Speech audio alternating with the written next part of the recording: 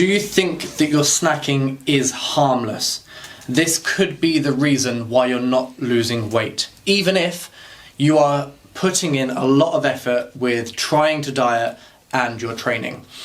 In this episode, we're going to be discussing topics such as the hidden calories within snacking, often why you feel the need to snack, and what to do about it. So this is actually coming straight from our 4-week fix group. One of our clients was struggling with snacking, and he said he was struggling to get it out of his head not to go to the snack cupboard. And that's a really common issue. And snacking here and there might feel like it's not really creating much damage, but a biscuit here, a few crisps there, a handful of cereal, a handful of nuts, whatever the case may be, that can amount to 200, 300, 400, 500, 600 calories a day that you're not even really accounting for. And it's not going to help with your fat loss efforts. Yeah, and I think people put in, you might be familiar with this, you put in so much effort in the gym, you try so hard to train, you're working really hard, but because all of these things are adding up, they're the thing that are letting you down. And what most people don't realize is that they need to focus on move the things that are going to have the biggest ROI. So if snacking is the biggest problem, you need to focus more of your energy and attention into that thing that requires you to put less effort into the other things that you're naturally doing really well at anyway. And just to elaborate on what Si said, a handful of nuts could get you in trouble. That's what you said, isn't it? That's what I said. A handful of nuts. Yeah. I have a handful of nuts every day. Just going. Do you want to go any more? No. That's my contribution. That's your contribution. Yeah. Cool. Just going off what you just said. That's actually another conversation I had with a client recently, where we were looking at all like the boxes that we tick during the week: training, steps, protein, calories. And I was saying to him, "You're already going to the gym 2 or 3 times a week consistently anyway. Like, yes, that requires effort when you're in there. You want to need to work hard when you're in there, but you don't have to use any extra willpower or discipline to go. You're already doing that. Steps are already 8,000 plus for this client of mine. Protein, he gets in enough protein every single meal, but the calories, that's the only lever, and also as well, it's the biggest one that's going to have an impact on your fat loss. That's the one that needs the most discipline, the most willpower. Willpower, discipline, all that sort of stuff is not infinite, right? No, it's not finite. It is infinite. What's the way around? It's not finite. It's not finite. It is finite. It's finite. It is finite. It's finite. It's not infinite. It's not infinite. Yeah, I was right the first time. Yeah. It will dwindle as the day goes on. So you're better off if you realise that the snacks are what's keeping your calorie intake too high.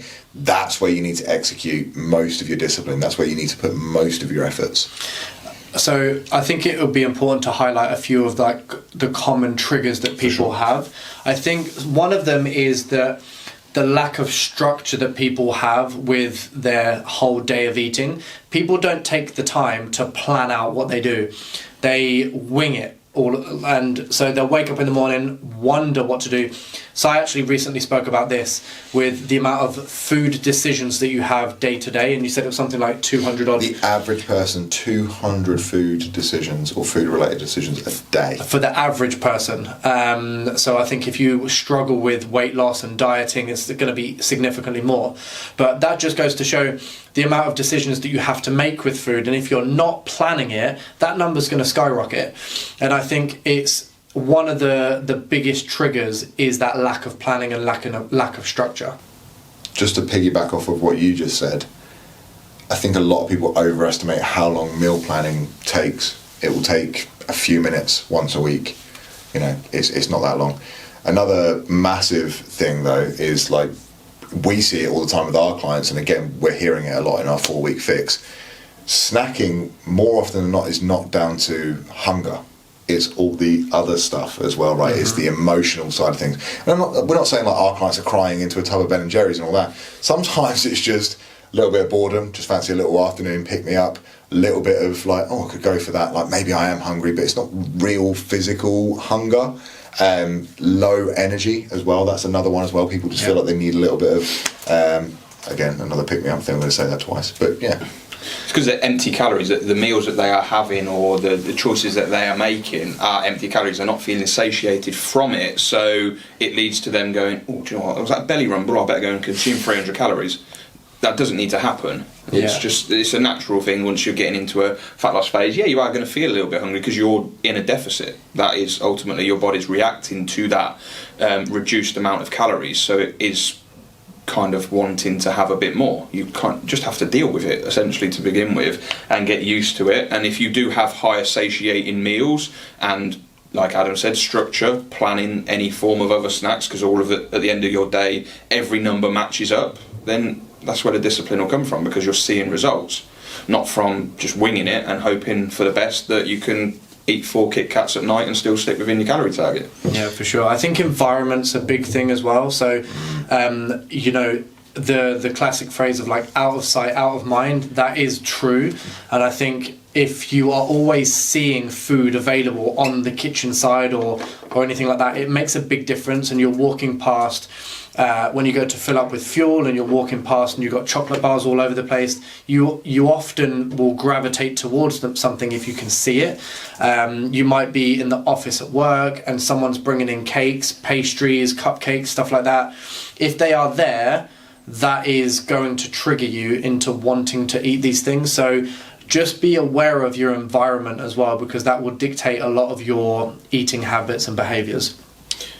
Yeah, I think like if I've got biscuits in the house, I'm going to have half a packet each night with a cup of tea. Like, there's no way around that. Until they're gone. Until they're gone. So if I don't have them in the cupboard, that is the only time I'll still look in there, and I'll be disappointed that I've not bought some, but that's the only way I'm going to stick to it. And that's not a case of lack of discipline or I just need to starve myself or something. It's just if they're not there, and if I wanted to be in a deficit, well, that's a decision I've got to make. There's no point getting too emotional about it. It's just the way it is. Yeah. What would you say are the things that people need to do to overcome snacking?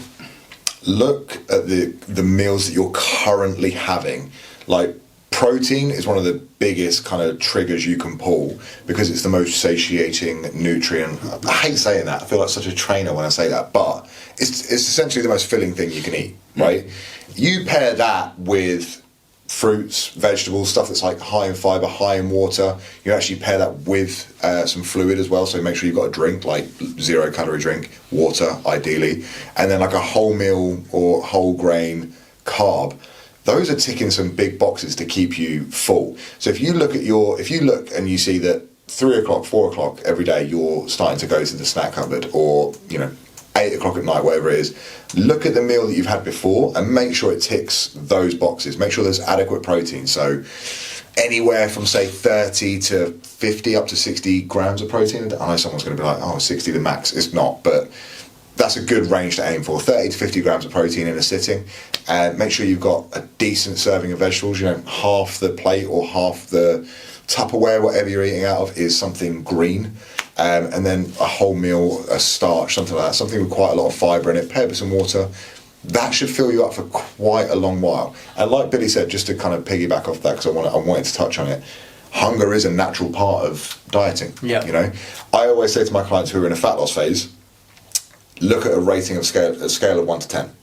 So anything under 5, don't even worry about it. That's a normal little bit of hunger, right? If you're chronically over a 5, if you're 9 out of 10 hungry every single day, you're dropping weight really quick. Your deficit's too big, or you're not doing the stuff that I just talked about. You're not making sure that your meals are ticking those boxes. I think I would like to highlight something that may be a bit controversial with this when it comes to snacking, but actually allowing yourself to have some form of snack that you really want to have and allocating some calories for it. I think where some people go wrong is when they enter a fat loss phase, they remove everything. They cut out they cut the calories, they cut out all the foods that they enjoy, and they cut out all the snacks and all the drinks that they really love to have, leaving them with no pleasure from food. If you can allocate a set amount of calories to a snack that you really wanted to have, let's say, I don't know, what's your favourite chocolate bar? Yorkie. What's your favourite chocolate bar? Galaxy Ripple. Right. Mine's a boost, right? So you select any one of those as a snack to have in the day that you allocated calories for, that you were allowed to have as part of your plan. That is a great thing to do because you're giving yourself the freedom and flexibility and choosing to have that in there. When people remove all of these things and then they have that one, they feel like they've failed, and then they continue to spiral out of control because they have gone off plan. But if you allocate for it and make sure it fits in with your plan, then that should make you feel a lot better about things. For sure. You can also factor in healthy snacks as well, right? Like Adam doesn't track calories at all, but about 4 o'clock every day for the last 2 years, I've seen you have a grenade bar and an apple. Like, that's just a little snack slotted in there. And a Squares bar. Yeah, to bridge between lunch and dinner. So that's just a guideline that you follow. That's not, I have to track this and see how much, calories are in it. That just keeps you on your plan. Yeah. Yeah, okay. So that's the thing, we're not saying no snacks ever. No, snacking's not a bad thing, but the overconsumption of calories when snacking is the thing that's throwing you off your fat And loss. the mindlessness of it, right? Yeah. Well, it's the snacking between every meal.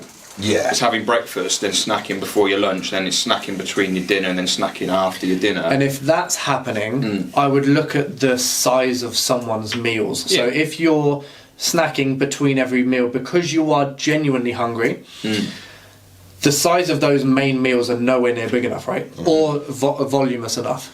Yeah. I would rather have 3 bigger meals than 3 meals and 2 snacks. Also, Where my dinner and that's got to be smaller because I'm factoring in 500 calories of snacks. No snacks, no naps, man. You're not a child. Just keep yourself busy as well. I agree. Well, most people- Naps are not good. Yeah, naps are good, to be fair. I don't know why you're slagging off naps. No, I will slag off a nap, can't I? Sorry, buddy. Cool. Can't remember what I was going to say. You were probably saying something really good. It was, yeah. Probably wasn't. I don't know. I think, like I said, it comes down to boredom, doesn't it? That if you're keeping yourself busy, well, you don't need to snack. All of a sudden, then you kind of disprove the point of you saying that I'm actually hungry, because you're not, because your mind's distracted on something else, whether it be going out for a walk, doing whatever, don't know, do whatever you want, but.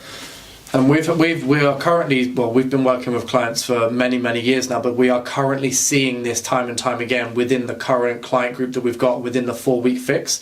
So within week 1, when people join, they start making really good switches with certain snacks. They start to plan better, they start to structure their days of eating better, and they're already seeing such great results. And this is free, by the way. We run a 4-week fix, which is a 4-week kind of coaching structure program that is giving people the opportunity to make better choices with food, start to implement training into their week, have the support and accountability from their coaching team, and it's completely free. So if that's something that you are interested in and you want to learn more about how you can stop snacking, DM any of us the word FIX and we will send you the link to join. Or comment it below, right? Yeah, or comment below on this video. Yeah, we're fitness professionals. Yeah. Comment FIX below and we'll... Comment FIX below, because where I'm pointing right now is going to say comment FIX below. Yeah. If it doesn't, then I'll just look stupid, but comment FIX. We'll fix that. He looks Fix it. stupid. Yeah. Just say something else. That's where we should end it.